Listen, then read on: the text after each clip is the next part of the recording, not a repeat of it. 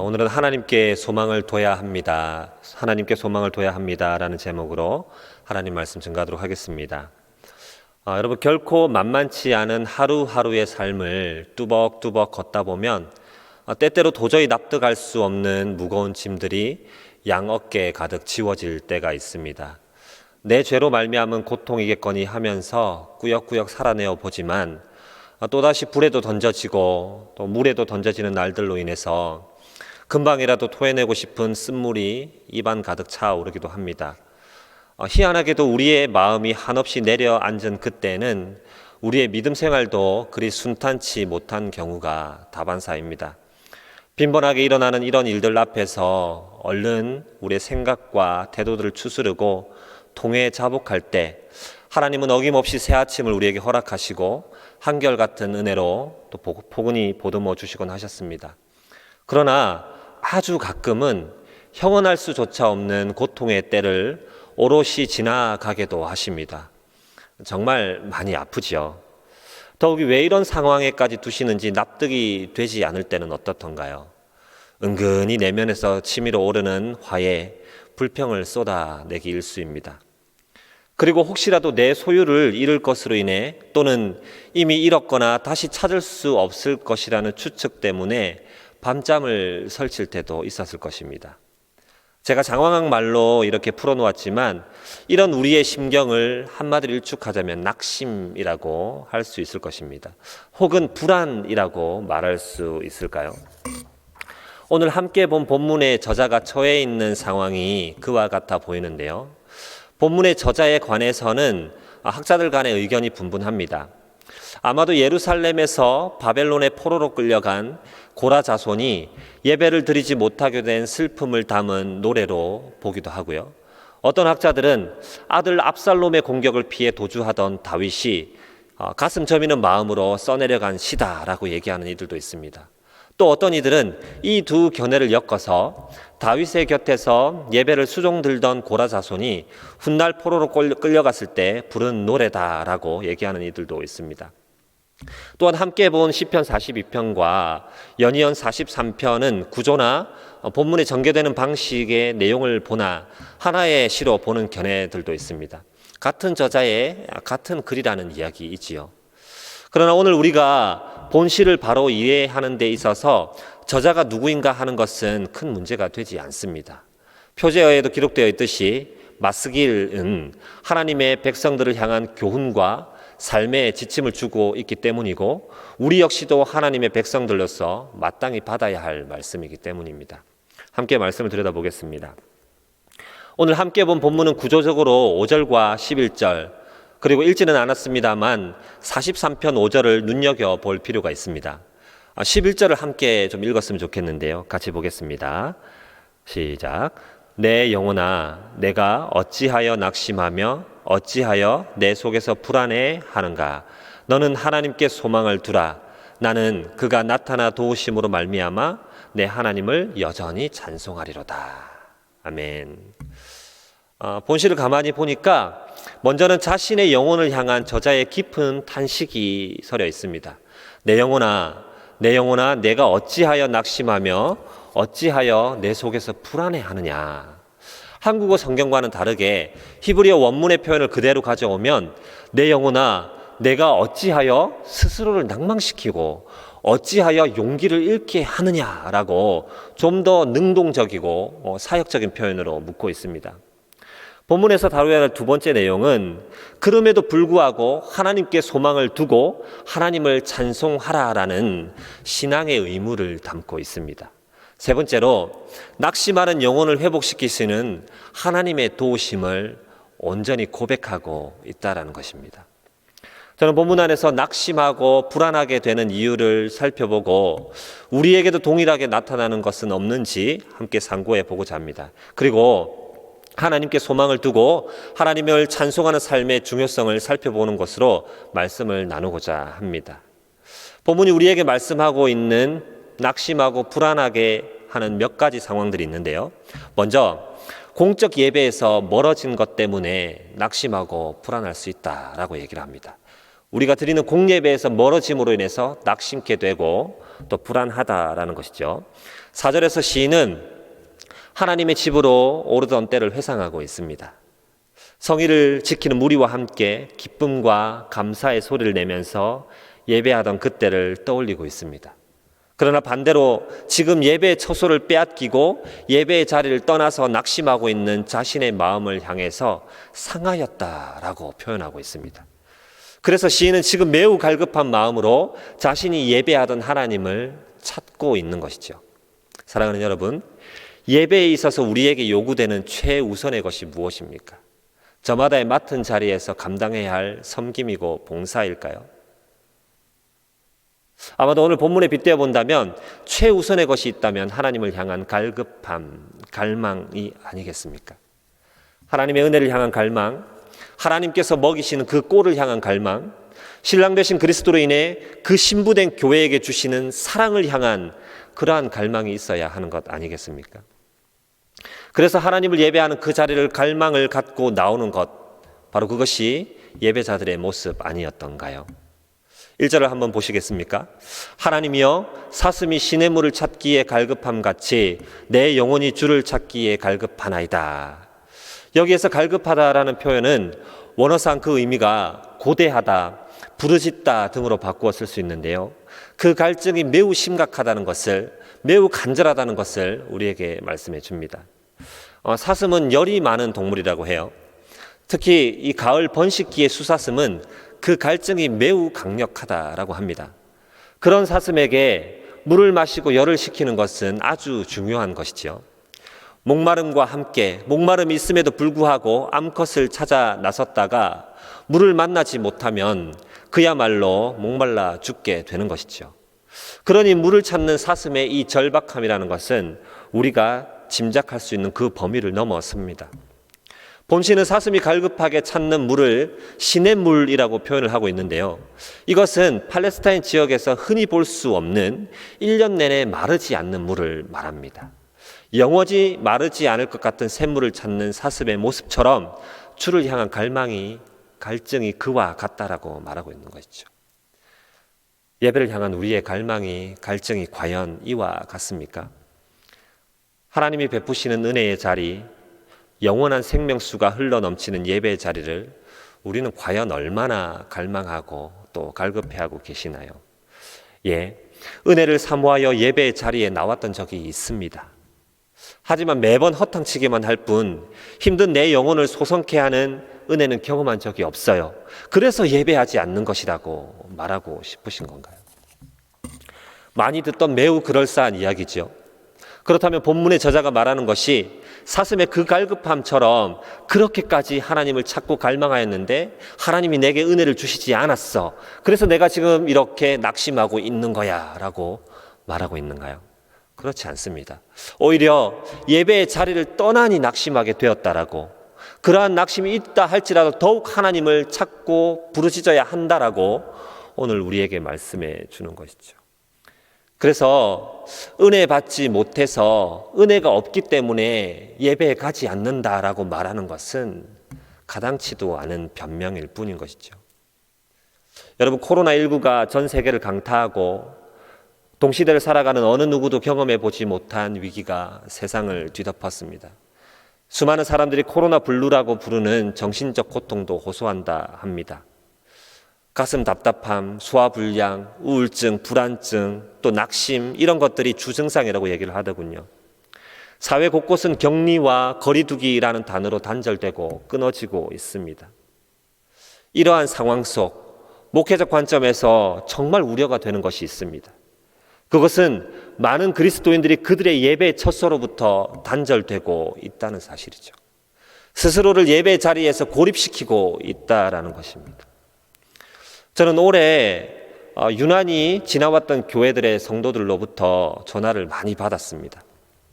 처음에는 안부를 묻는 것으로 시작했는데 조금 지나니까 그게 아닌 거예요. 온 마음으로 여러 해를 양육했던 영혼들의 신앙생활에 현 주소를 대하면서 가슴이 먹먹해졌습니다. 그러더군요. 비대면으로 예배를 드리게 되면서 처음에는 이래도 되는 것인가 라고 생각을 했다 해요. 이렇게 예배 드려도 되는가 걱정하다가 어느새 이것이 익숙해지고 이제는 현장 예배를 재개한다고 하니 그것이 부담이 되고 귀찮아지고 나아가기 싫더라는 것이지요. 그러면서 이렇게 말해요. 목사님, 요즘 마음이 너무 힘들어요. 우울해요. 허허, 이거 코로나 블루 같아요. 물론 그 친구는 오래전부터 블루적인 성격을 많이 갖고 있는, 늘 우울증을 갖고 있는 친구였습니다만, 자신의 예배의 자리, 예배 처소를 등한시함으로 인해서 빚어진 일이라는 것을 간과하고 있는 것이죠. 주 안에 사랑하는 여러분, 예배의 자리에서 멀어졌기 때문에 낙심하고 있는 것 아닐까요? 은혜의 공급처를 떠나고 있어서 방전된 것 아닐까요? 예배가 멀어지면 우리의 인생은 영혼의 겨울을 맞이하게 될 수밖에 없죠. 말씀을 통해서 공급받는 주의 은혜가 희미해지면 낙심할 수밖에 없는 것입니다. 영혼이 마르지 않는 생수의 강을 마시지 않으면 빛의 자녀임에도 불구하고 부끄럽게도 어둠 속을 걸을 수밖에 없는 것이에요. 교회 핍박의 역사랄까요? 그런 과거사를 보면 모이기를 패하려는 이들이 참 많았습니다. 문명의 발달로 대체할 수 있는 수많은 것들이 쏟아져 나오지만 하나님을, 그리스도를 대신할 수 있는 것이 세상 그 어디에도 없듯이 그를 예배하는 것에 대안은 없는 것이죠. 비대면 시기에 영상 예배 피할 수 없습니다. 선용해야 할 것이고 또 한편으로 하나님의 일반 은총 아래 허락하신 좋은 방편일 수 있습니다.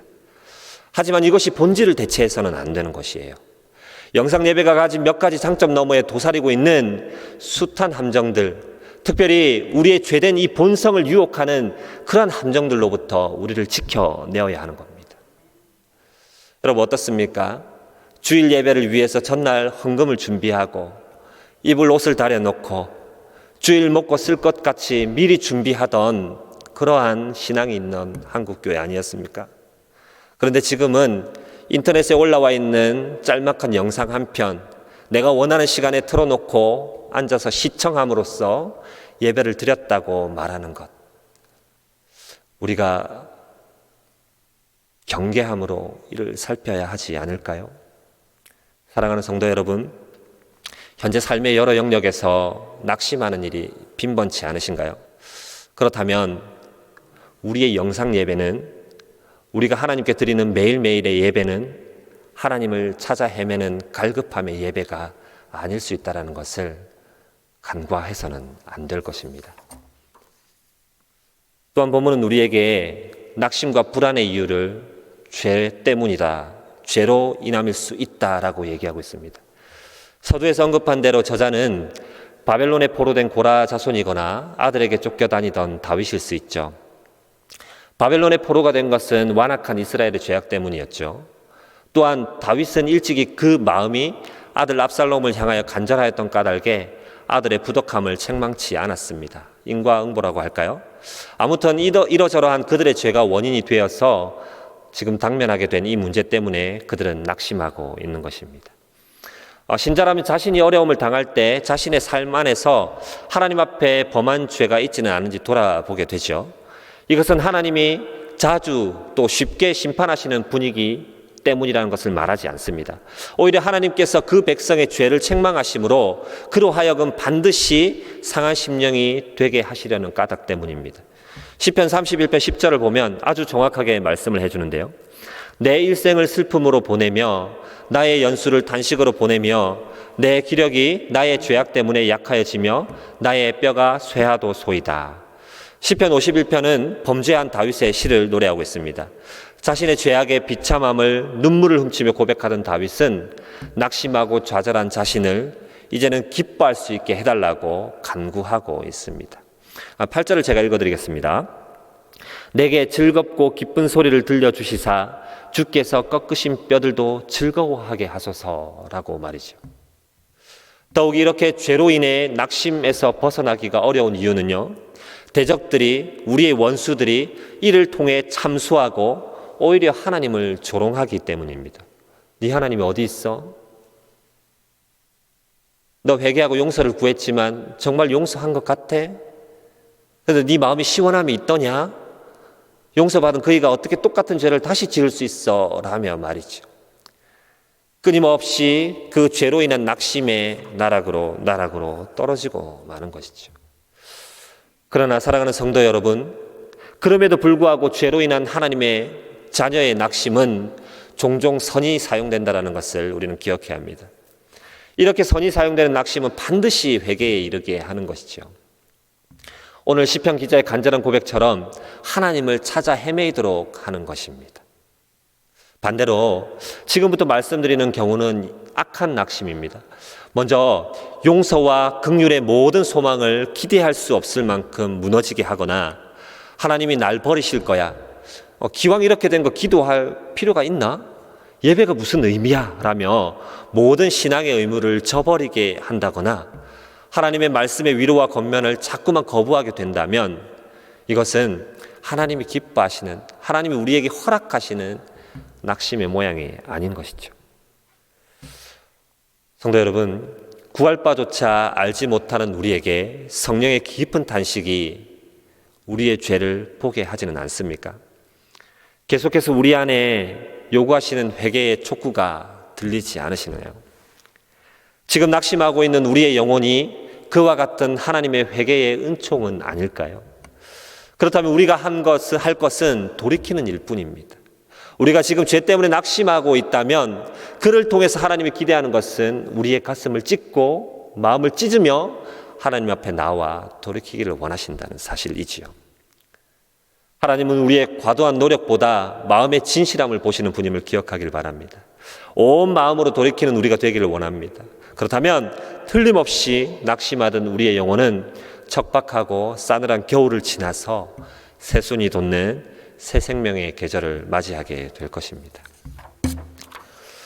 그런가 하면 우리가 낙심하고 불안할 수 있는 또 하나의 요인을 본문에서는 하나님의 사랑과 은혜를 누리지 못함 때문이다라고 얘기합니다. 6절부터 펼쳐지는 시인의 애달픈 고백을 한번 들어보시겠어요? 내 하나님이여, 내 영혼이 내 속에서 낙심이 되므로 내가 요단 땅과 헤르몬과 미살산에서 주를 기억하나이다 라고 고백합니다. 우리가 잘 아는 대로 헤르몬산은 갈릴리 서북부에 위치한 산인데요, 헐몬산의 이슬로 표현되는 생명력의 상징이죠. 요단 역시 이스라엘 지역에 틀림없는 젖줄입니다. 그런데 연이은 시인의 노래들은 여전히 극한 낙심과 불안에 뒤덮여 있는 거예요. 하나님께서 공급해 주시는 은혜를 대변할 수 있는 헤르몬산과 요단을 얘기한 이후에 그가 고백하는 것은 참으로 싸늘하고 척박한 하나님의 진노의 형국을 얘기하고 있습니다. 7절인데요. 주의 폭포 소리에 깊은 바다가 서로 부르며 주의 모든 파도와 물결이 나를 휩쓸었다라고 얘기합니다. 폭포나 파도에 휩쓸리고 말리는 것은 참 무서운 일이죠. 여러분, 높은 곳에서 그 수면 아래로 내려꽂는 그런 폭포를 보신 적이 있습니까? 수면 아래가 어떻던가요? 극한 소용돌이를 일으키고 그곳에 말려 들어가면 쉬 빠져나오기가 어려울 겁니다. 파도도 마찬가지입니다. 파도 얘기를 하니 또 서핑 얘기를 하지 않을 수 없는데요. 제가 언젠가 파도 높이가 그날 기상 상태 또 차트에 2.5m 높이로 파도가 인다는 날이 있었습니다. 그런 날 용기를 내어서 바닷가를 나간 적이 있습니다. 체감 파도는 훨씬 커 보였지만 주위 분들이 이렇게 얘기를 하더라고요. 한국에서 그런 파도 만나는 날이 많지 않다. 그래서 용기를 내어서 물 안에 들어갔습니다. 보드를 타고 실제로 서퍼들이 모여 있는 그곳까지 갔는데 그곳에서 바라보는 파도는 훨씬 두렵고 크고 또 빨랐습니다. 크게 심호흡을 하고 다가오는 파도를 등 뒤에 둔 채 해변을 향해 보드 위에 엎드렸습니다. 그리고는 파도 속도에 뒤처지지 않기 위해서 열심히 팔을 저어서 해변 쪽으로 박차고 나아갔습니다. 이를 악물고 드디어 보드 위에 딱 섰는데 제가 타고 내려가야 하는 파도의 경사면이 완전 절벽인 거예요. 너무 높고 너무 가팔라서 차마 이 경사면을 타고 내려갈 자신이 없었습니다. 두려웠죠. 순간 놀라서 균형을 잃고 바닷물에 그대로 떨어졌는데 그때부터 이전까지는 경험해 보지 못한 아주 두려운 일들이 벌어졌습니다. 파도 속에서 말리기 시작을 했어요. 눈을 감고 물 속에서 바위에 부딪히지는 않을지 머리를 꽁꽁 싸매고 있고 물 밖에 나가 숨을 한번 쉬고 싶은데 계속해서 물 속에서 돌고 있는 제 모습으로 인해서 휩쓸려 버린 저의 상황으로 인해서 숨조차 쉴 수 없었습니다. 얼마나 시간이 지났을까요? 숨 한번 쉬려고 간신히 나왔는데 그 다음 파도가 저를 또 덮쳐서 또 말려가는 그런 상황에 처해 있었던 것이죠. 대략 한 20-30여 초였던 것 같은데 이것이 정말 몇 시간 혹은 몇 날을 지나는 것만큼 매우 고통스럽고 힘겨웠던 기억이 있습니다. 여러분, 우리가 제어할 수 없는 그 무언가에 휩쓸렸다는 것은 심히 우리를 두렵게 만드는 일 아니겠습니까? 서핑도 파도 위에서 파도를 탈 때야 즐거운 것이지 내가 통제하지 못하는 범위 안에서 말리고 그 안에서 고통스럽게 이 모양 저 모양 휩쓸려 다닌다면 힘겨울 수밖에 없는 것이죠. 시인은 하나님께서 자신에게 베풀어 주셨던 수만 가지 은혜들, 그 모든 은혜들을 기억하지 못하고 이제 하나님의 징계 아래 또는 진노 아래에서 고통받고 있는 현재만을 기억하고 있습니다. 고통스럽다라고 힘들다라고 호소하고 있는 것이죠. 여러분 어떻습니까? 그런데 하나님이 우리에게 정말로 사랑과 은혜를 주시지 않았던가요? 하나님은 우리가 기억조차 할 수 없는 그 은혜들, 만 가지 은혜들을 우리에게 주셨습니다. 그래서 이스라엘 백성들이 그 출애굽 이후에 광야에서 하나님을 그토록 불평하고 하나님께 대항했던 이유는 하나님을 거역하기 위한 그들의 어떤 열심이 아니라 과거에 함께 하셨던 하나님의 은혜에 대한 믿음의 결핍이었다라고 얘기하지 않습니까? 그렇습니다. 시인은 하나님의 은혜를 누리지 못하는 지금 자신의 상황 때문에 실망하고 있고 낙심하고 있는 것이죠. 이 낙심이 더욱더 커지는 상황은 어떤가요? 우리가 악인이라고 얘기할 만한 이들, 그들이 우리를 조롱하고 또 그들이 우리보다 더 형통한 상황 가운데 있을 때 아니던가요? 그리고 그들은 우리에게 이렇게 얘기를 합니다. 하나님이 어디 있느냐? 너희와 함께하는 하나님이 어디에 있느냐라고 말이죠. 심히 그리스도를 비난하고 조롱하는 주위 사람들이 한층 윤택하고 좋아 보이는 삶을 사는 것을 보면 답답하죠. 말도 안 된다고 생각할 때가 있습니다. 심지어 어떤 이들은 그러한 악인의 형통 때문에 하나님을 등지고 신은 죽었다라고 얘기하며 오랫동안 섬겨왔던 하나님을 떠난 이들도 있습니다. 그러나 그들의 형통이 곧 그들의 올무라는 사실을 우리는 기억할 수 있어야 할 거예요. 호세아서 13장 6절은 이렇게 말하지요. 저희가 먹이운 대로 배부르며 배부름으로 마음이 교만하여 이로 인하여 나를 잊었느니라. 그런데 호세아서가 얘기하는 게 뭡니까? 하나님을 아는 지식이 없어 하나님을 잊었기 때문에 그들이 패망하였다라고 얘기하고 있는 것이거든요. 제가 월요일에 집에 이렇게 가만히 앉았다가 너튜브에 나오는 불안당이라는 영화를 짧은 요약본을 본 일이 있습니다. 혹시 보셨는지 모르겠습니다만 주인공 두 사람이 서로가 서로를 속이는 그러한 상황 가운데 있는 영화였습니다. 한 주인공이 이렇게 얘기를 했어요. 내가 어떻게 당신을 믿습니까? 그 말을 듣고 상대방 주인공이 이런 대답을 하더군요. 사람을 믿지 말고 상황을 믿어라. 와, 처음 듣고는 야, 뭔가 멋있다, 괜찮다라고 생각을 했다가 한참 되씹어 보니 이게 우리의 신앙과 완전히 반대되는 얘기더라고요. 어떻습니까? 우리는 상황이 어떠하여도 그 상황 너머에 일하시는 우리의 상대방 되는 하나님을 신뢰함으로 견디어 나아가지 않습니까? 우리는 상황에 매여 있는 존재들이 아닌 것이죠. 우리의 삶이 지나치게 초라해 보여도 낙심치 않고 우리와 동행하시는 그 하나님으로 인하여 기뻐하는 우리 아니었던가요? 그래서 때때로 낙심될 만한 상황들이 밀려올 그때에 우리가 바라봐야 할 것은 무엇입니까? 신자가 정말로 바라봐야 할 것은 무엇입니까? 그 문제 너머에 일하시는 하나님의 역사 아닙니까? 빌립보서 말씀을 통해서 우리에게 거듭 강구하는 것이 무엇인가요? 하나님께 강구할 때, 기도할 때 우리의 기도하는 바는 이미 얻은 줄로 알고 받지 않은 것을 이미 받은 줄로 알고 감사함으로 구하지 않던가요? 여러분, 그러한 우리의 삶이 되어야 함에도 불구하고 우리 어깨에 놓여있는 이 숱한 무게의 짐들은 자꾸만 우리를 낙심시키고 또 하나님을 떠난 이들, 하나님을 알지 못하는 이들의 형통함이 우리를 주눅들게 합니다. 그러나 본문은 우리에게 분명히 이 문제들에 대해서 간과하지 말 것을 얘기하면서 동시에 중요한 대안 두 가지를 제시하고 있습니다. 이 대안 두 가지만 짤막하게 살펴보고 말씀을 정리하겠습니다. 먼저 하나님께 소망을 두어야 한다라는 사실입니다. 본문 5절과 11절 그리고 앞서 말한 43편 5절이 오늘 상고하는 말씀의 주제인데요. 낙심하는 내 영혼을 향해서, 불안해하는 우리의 영혼을 향해서 호통치면서 동시에 이렇게 말을 하고 있는 거죠. 너는 하나님께 소망을 두어라. 그가 나타나 도우심으로 말미암아 내가 여전히 찬송하리로다. 앞서 살펴본 내용들로 보아서 본 시의 저자는 절망과 낙심의 깊은 수렁에 빠져 있었을 겁니다. 예배 자리로부터 멀어져 있었을 거예요. 생수와 같은 하나님을 찾고 있지만 그가 마실 수 있는 물은 밤낮 흘러내리는 자신의 눈물밖에 없었어요. 애쓰고 있는 그의 모습이 곳곳에 보입니다. 과거를 되짚어도 보고요, 하나님께 따져 묻기도 하고요, 자기 스스로를 위로해 보기도 하지만 그것은 오히려 자신을 더욱 낙심케 하고 불안하게 하고만 있습니다. 그러나 본문의 저자인 이 시인은 낙심하는 자신이 바라봐야 할 분은 하나님 한 분뿐이라는 것을 분명히 고백하고 있는 것이죠. 여러분, 열왕기상 19장에 바알과 아세라 선지자들과 함께 장황하게 싸웠던 엘리야가 등장하고 있습니다. 그러나 갈멜산 전투에서의 담대함은 온데간데 없고 낙심하여 초라해 보이는 엘리야를 만나게 되죠.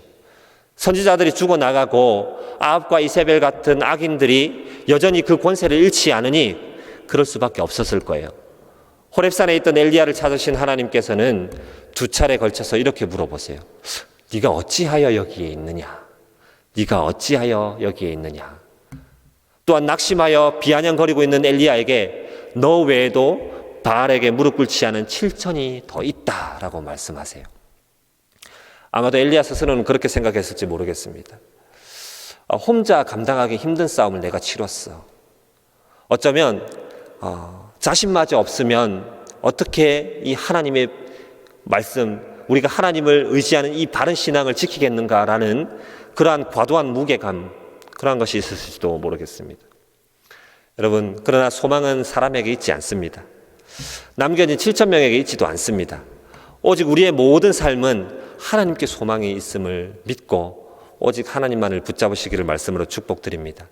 그런가 하면 하나님께 소망을 두면 그가 나타나 도우시고 또 그를 찬송하게 하실 것이라는 것을 말씀합니다. 본문은 하나님을 여전히 찬송하리로다라고 기록하고 있는데 여기에서 여전히는 원문상 오히려라고 해석할 수 있고 또 그렇게 번역하는 것이 좀 더 좋다라고 생각이 됩니다. 달리 말하면 이렇게 얘기할 수 있겠죠. 낙심되는 숱한 상황에 있었지만 하나님께 소망을 두니 마침내 나를 도우셨고 이제는 낙심이 아니라 오히려 하나님을 찬송할 것입니다 라고 말이죠. 말씀을 좀 정리하겠습니다. 사랑하는 성도 여러분, 신앙생활을 순례의 여정이다라고 표현하는 것이 예전만큼 그리 고상하게 생각되지는 않는 것 같아요. 순례의 길에서 만나는 문제들은 우리가 예상했던 어려움들을 훨씬 뛰어넘는 것들이 많다는 것을 우리는 너무도 잘 알고 있습니다. 작금에 처해 있는 이러한 역병의 시기와 또 그로 말미암은 우리의 신앙 지킴이 만만치 않다라는 것 충분히 경험하셔서 아시리라 생각합니다. 그러나 이러한 순례의 길 광야는 새로운 것이 자라나는 동산으로 변모할 수 있다는 것도 우리는 잊어서는 안 됩니다. 그곳이 동산이라면요, 낙심할 것이 아니지 않을까요? 오히려 기쁨과 평강으로 가득 채울 수 있지 않겠습니까? 여러분, 그래서 먼저 예배에 집중합시다. 말씀을 기대하고 온 마음으로 찬양하는 예배를 통해서 은혜로 기쁨이 넘치는 삶을 살아가기를 바랍니다. 비록 현장에 나오지 못하는 환경, 그래서 우리가 영상으로 예배 드려야 하지만 그것이 마지못해 드리는 것이 아니라 한 주간 간절한 사모함으로 그 예배를 기다리시고 또 예배 안에 은혜를 누리시는 우리 모든 성도들이 되기를 말씀으로 부탁드립니다. 또한 기억해야 할 것은 우리 안에 도사리고 있는 죄의 문제를 신속하게 끊어내시는 저와 여러분이 되기를 소원합니다. 죄의 지배로부터 은혜의 지배 아래로 우리를 옮겨 놓으시기를 바랍니다. 그리고 마지막으로 하나님의 은혜는 한결같다라는 이 사실을 반드시 기억하시고 엄습해오는 우리의 불안함과 하나님께서 내게 은혜를 베푸시지 않는 것 같다라는 그릇된 생각 가운데서 떨쳐나시는 저와 여러분이 되기를 말씀으로 축복드립니다. 악인의 형통을 부러워하거나 그들의 잘됨을 통해서 위축되지 않는 우리는 진정한 하나님의 백성이고 또 하나님이 동행하시는 이인 줄로 믿습니다. 어떻습니까?